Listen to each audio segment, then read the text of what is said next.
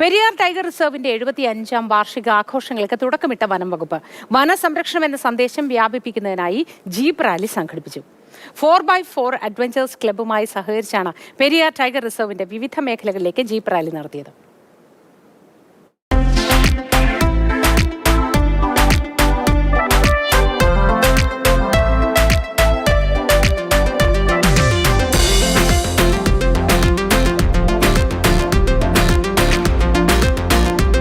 ഇടുക്കി ജില്ലയിലെ ഏഞ്ചൽ വാലിയിൽ നിന്ന് ആരംഭിച്ച ജീപ്പ് റാലി പ്രശസ്ത ചലച്ചിത്ര താരം ലിജോ മോൾ ഫ്ളാഗ് ഓഫ് ചെയ്തു.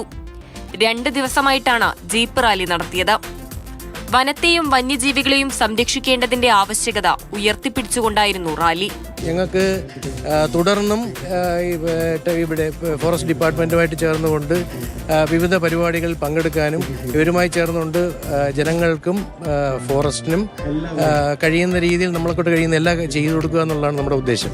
1ാം ദിവസത്തിന്റെ അവസാനത്തിൽ തേക്കടിയിലെത്തിയ റാലി ടീമിന് ആവേശകരമായ സ്വീകരണമാണ് വനം വകുപ്പ് നൽകിയത്.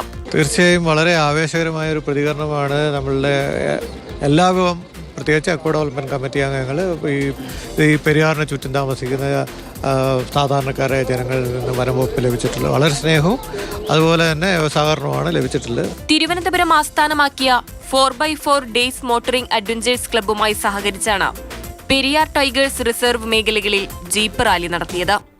മാതൃഭൂമി ന്യൂസ്, കുമളി.